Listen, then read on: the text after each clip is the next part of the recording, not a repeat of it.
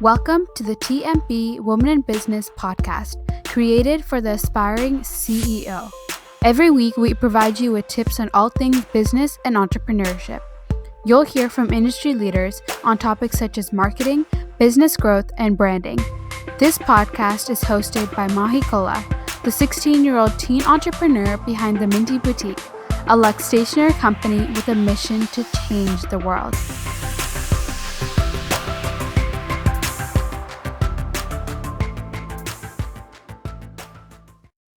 Hi everyone, welcome back to the TMB Women in Business podcast. I'm Mahi, and today I'm going to be doing a solo episode where I share with you guys 5 best business practices that I've learned in the almost 4 years of running my company, the Minty Boutique.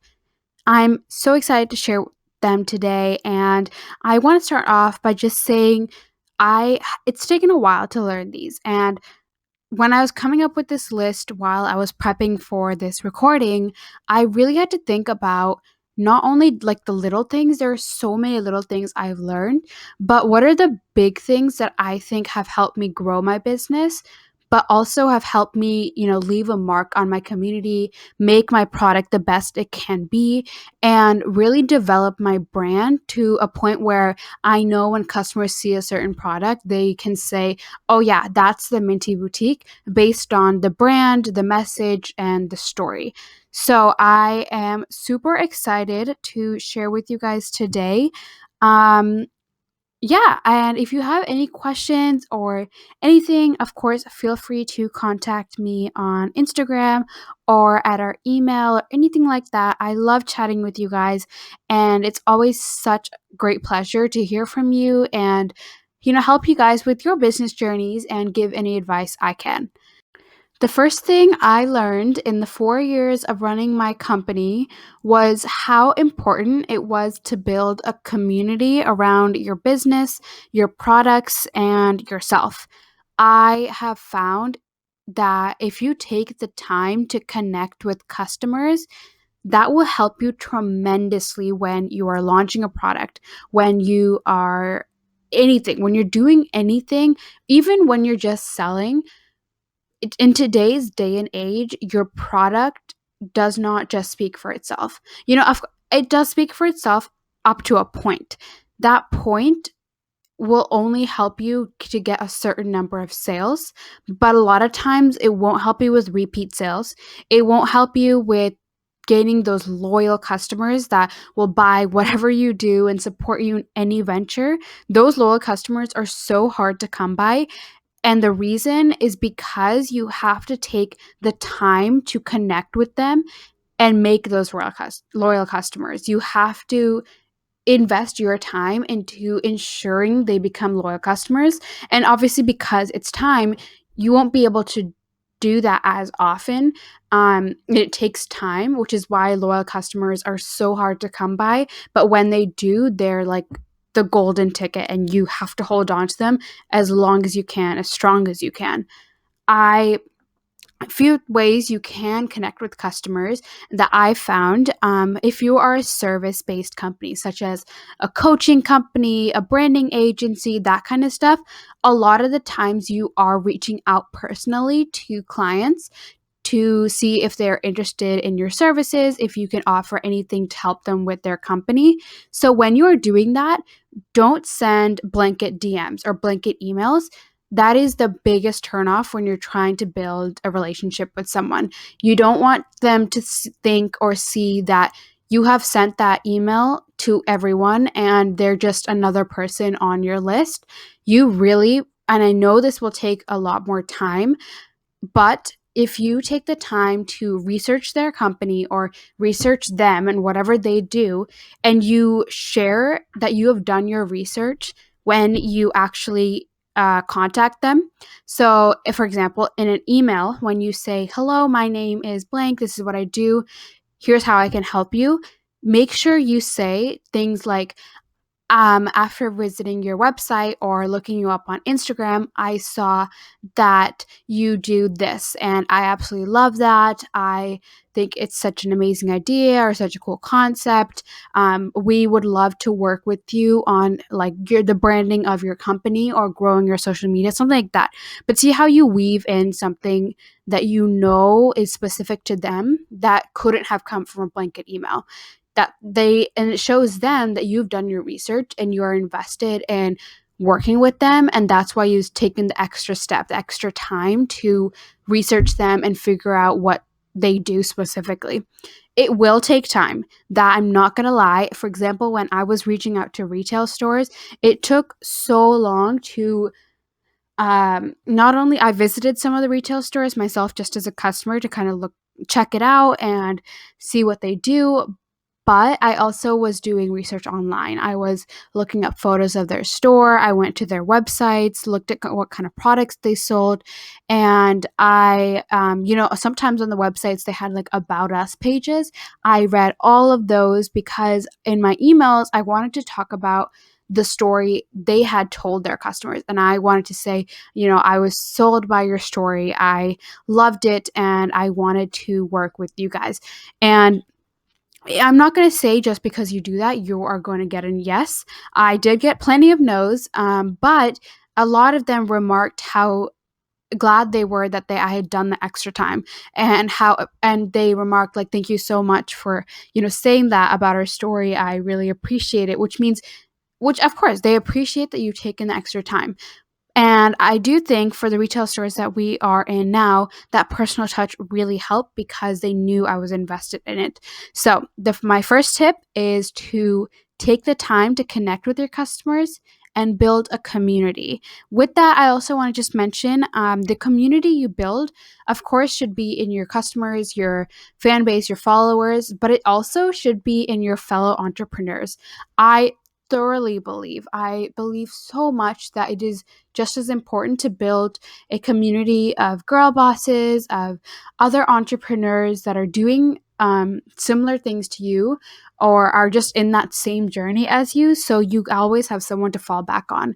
And I have in-person friends, I have online friends who are also entrepreneurs, who are also working on starting their own podcasts or doing product-based stuff. And whenever we have questions, I know I can always go to them for help. And they know that they can always come to me. And that community has been so helpful because I can always fall back on them. And I know that they are there for me when I need it the most. So I'm really thankful for that. And I highly suggest you guys join some Facebook groups or you join Instagram pods to help you find those best friends I call them business besties, that will always help you and you can always count on. So my first tip, build a strong community around you and make personal connections. My second tip is going along with that. When you are finding your clients, who you're going to work with, partnerships, anything like that, just ask. Guys, I cannot stress this one enough. At the very beginning, whenever I had like a program or, a blog, a podcast that I really, really wanted to be on, I was so hesitant to reach out because there were multiple reasons. One, I felt like I wasn't good enough. They had all these high clients or interviews that I felt the women were doing just so much more than I was. And I felt like it didn't make sense for me to reach out. The second thing was I was scared that they would reject me, knowing that they're such an idol and someone I look up to, I'm inspired by. I wish I wanted to live in the what if rather than know, do they want me or not? And both of these mentalities did not help me and I got nowhere with them. It was just a game of thinking, what if they say yes? What if they say no? And I never ever thought to just ask them and see what they actually said. And these mentalities did not help me. Eventually, I just said, why not me? I can be, on there. I know I have done all these things and I would love to share my story and my experience. I know I can be that. So why not me? And with that mentality, I just took it and ran with it. And from there, I asked them, and I did get no's. Just as I said before, you're not always going to get yeses. But I put myself out there. The what if game was over. I knew my answer, and I, no longer had to worry about it. I could just go forward and let it go, and I knew the answer. I also knew that because I had the mindset of like, okay, no, I am enough. I can do this. Before I asked, I also didn't feel rejected as much as I would have if I was depending on their answer to validate how much work I had done in my business or how worthy I was as an entrepreneur. So those two have really helped me. But I also did get yeses. For example, the Miss Hannah Ashton podcast, I was interviewed on there. Hannah Ashton, she's such an inspiration. Guys, I love her YouTube videos. Her podcast is incredible. She is always doing amazing things, and her journey is one that I've followed for such a long time. She has always, been such a role model, and I've always wanted to work with her. And she was one of those inspiration, or, those influencers that I look up to that I didn't want to contact. I just didn't want to. I didn't want to put myself out there. But once I did, she actually loved my story and she said she wanted to share it. And in that moment, it was incredible. I was like, what if I had never, ever asked her? And I never would have gotten this opportunity. I wouldn't be friends with her today. None of that would have happened if I hadn't just asked. So just ask, put yourself out there. Guys, do anything. I really don't care what it is, just go and do it. If you really think you want it, go pitch yourself to Ellen show. Do whatever you think you can't and just ask, because you will be so surprised by the number of people that are willing to help you and the number of people that are amazed by your story and want to share it. So whatever it is, just ask, put yourself out there, and be amazed by the results. Okay, number 3 is to always, always, always, guys, add value no matter what industry you're in. Guys, I cannot stress this enough. Like I said in tip number 1, your product isn't extremely important, that you have an amazing product, but the way you market it and the way you interact with your customers is just as important. And especially for women that have coaching businesses or branding agencies, that kind of stuff, customers need to be sold that you are adding value to their life in all the content you put out, rather than to be sold that whatever they purchase from you will also do that. That is something that took me a while to learn. For me, especially as a product-based business, I was just posting pictures of our products and hoping that whoever was looking at them believed that they were amazing products too. And I didn't take the time to write good captions where I actually showed, like, guys, look, this product is going to change your life and here's how. I didn't fully explain that. I kind of just hoped that they saw that from looking at the picture.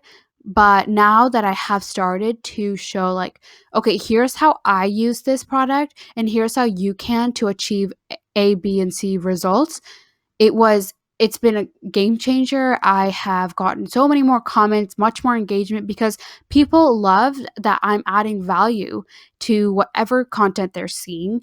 And on Instagram, when they're scrolling and they see my post, they'll stop and read the full caption because they know that they can be inspired, learn something, or just learn something from me that they might not have known before.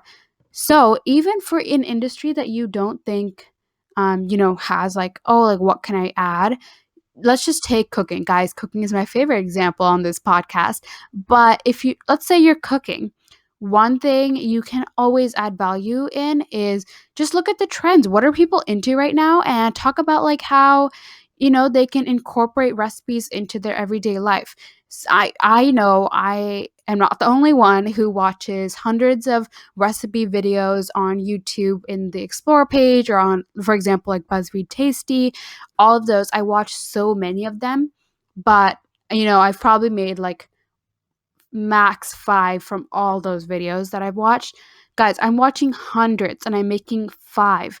That it's I mean, I understand, like, it's hard to, you see a recipe, you have to have all the ingredients and stuff and find the time to make it, and if you make mistakes, it's all these things you have to think about, and it's hard to incorporate recipes into your everyday life. But if you as a chef can add value and show, like, okay, no, here's how you can do this, and here's how you can make it healthy, here's how you can make it quickly, that kind of stuff, that's what people are looking for. So add that value into your videos, your pictures, anything like that, and all of a sudden you'll be so far ahead of your competitors who are simply posting pictures of recipes and never talking about how they made it, things that they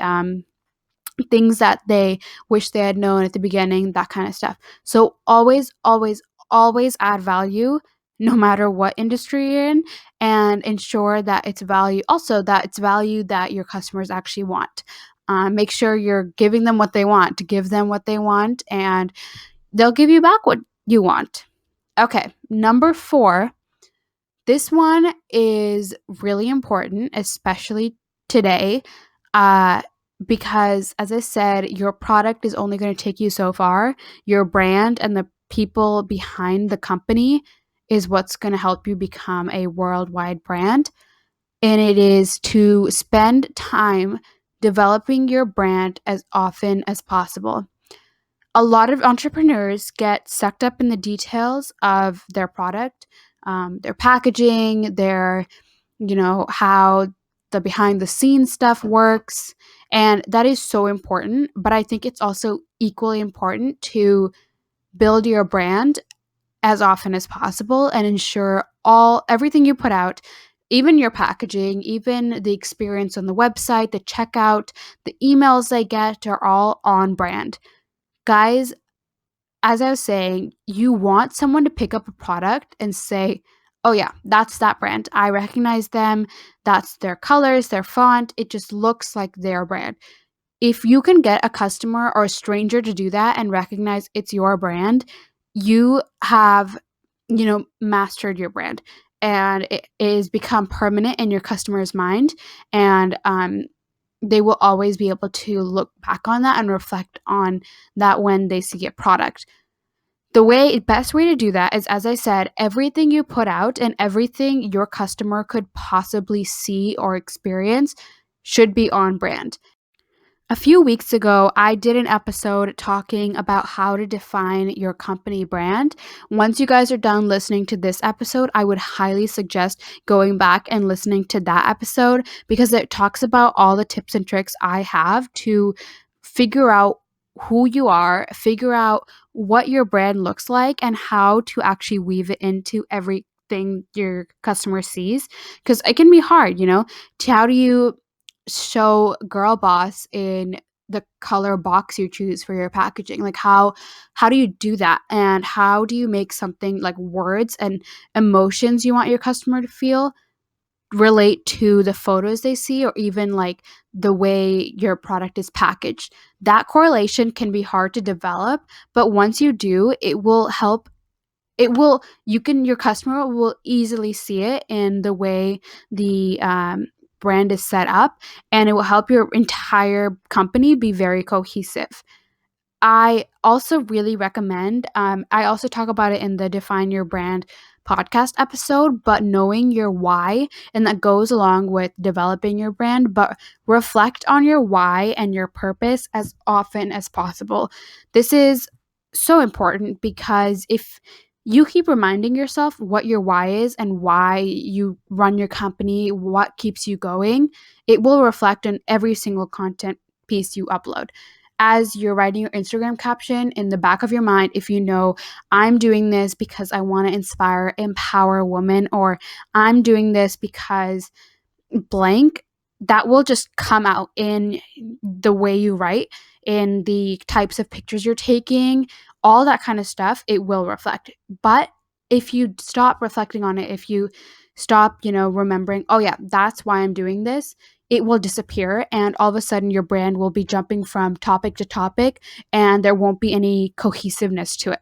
So always reflect on your why and spend as much time developing your brand and making sure it's completely cohesive as possible. Okay, my fifth business practice is to reflect after every single project. Guys, as entrepreneurs, especially small business owners, we are always running to figure out what else we can do to grow our company. We're always trying to figure out, okay, now that this project is done, what next? What next can I do to stay ahead of the curve? What next can I do? What new product can I release? Who can I collaborate with next?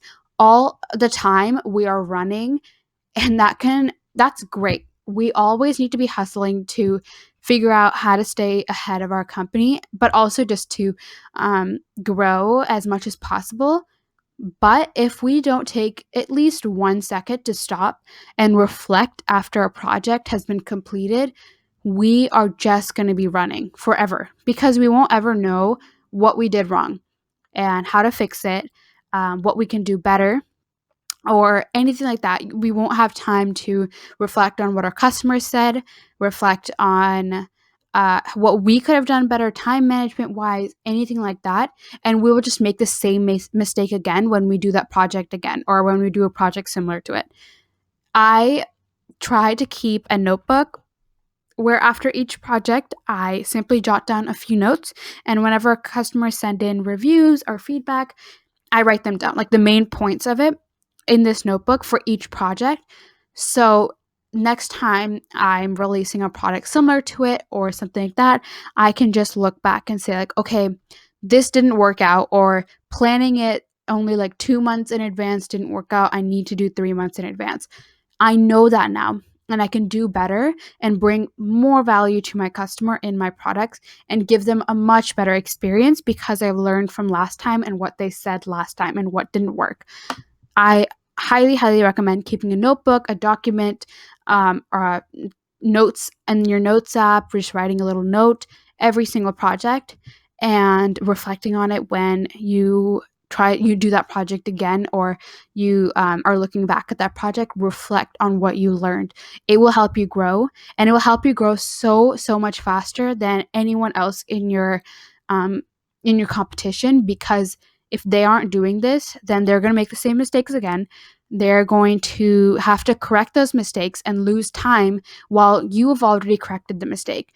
You are already working on the next project while they're still trying to fix whatever mistake they had done, but they didn't take the time to fix from last time. So reflect on every single project and make sure you do that before you move on, because otherwise you will be stuck working and working and working. All right, those were my 5 tips, you guys. I hope you enjoyed. I did want to throw in a bonus one that is kind of small, but I also really think is important, and it's keeping track of your milestones. This is something I didn't start doing until just a year back. But guys, I so wish I had, from the very first things, like my first my first sale, all of my firsts. I wished I had written down the date, snapped a picture, or anything. Just kept track of those little milestones, because you guys, as I said, we get so caught up running to try to keep growing. Sometimes we just don't stop to appreciate what all we've accomplished. And you feel like, oh my God, I have to reach that next goal, the next goal. But guys, we've reached so many goals already. I mean, look at you. You started a company. That's incredible. Like anything you've done, your first collaboration, you've worked with someone, maybe you started your YouTube channel, you started. That itself is a huge accomplishment. And just keeping track of our milestones and remembering like, hey, yeah, we're always working, but look at what we've accomplished will encourage you so much to actually keep going. And keeping track of them is always such a great memento to look back on. Remember when I had my very first sale? Now look where we are. That itself is going to be just such an amazing experience. And I highly recommend it. So my sixth bonus tip is to always keep track of your milestones. Those are my 5. I'm just going to repeat them real quick. The first one is to take time, connect with your customers, and build a community. Number 2 is to just ask and always put yourself out there no matter what the outcome is. 3 is to add value no matter what industry you're in and make sure you're adding value that your customers actually want. 4 is spend time developing your brand as often as possible and make sure your brand is cohesive from every experience the customer sees. And 5, make sure you reflect after each project and look back on the reflection and what you learned when you do that project again. And number 6, my bonus is to keep track of your milestones. I hope you guys enjoyed this episode. I love talking about these 5 big things that I've learned in my 4 years, and I absolutely loved just sharing them with you, and I hope you guys did too. I thank you guys so much for, all your support and for helping me learn these lessons. And I hope you guys can use this information when you're growing your own business and doing this, because these are some of the mistakes I've made in my business. These are the things that I've learned. And I hope you guys don't make these same mistakes so you can be as successful as possible. Thank you guys so much for listening, and I will see you next Sunday, 8 a.m. PST, for a new episode. Bye, guys. Thank you guys so much for listening to this episode of the TMB Women in Business podcast. Check out our Instagram, where we provide you with the answers to all the questions you have about entrepreneurship. For an email recap of this week's episode, join our email list at tiny.cc/TMBWIBEMAIL. If you want to join a community of like-minded entrepreneurs where I give case-by-case advice to you, join our Facebook group. If you enjoyed this episode, be sure to subscribe on Apple Podcasts, Spotify, Google Podcasts, and anywhere else you listen. If you're listening to this episode on our YouTube channel, subscribe and leave a comment. Thank you so much for your support, and I'll see you next week with even more business advice.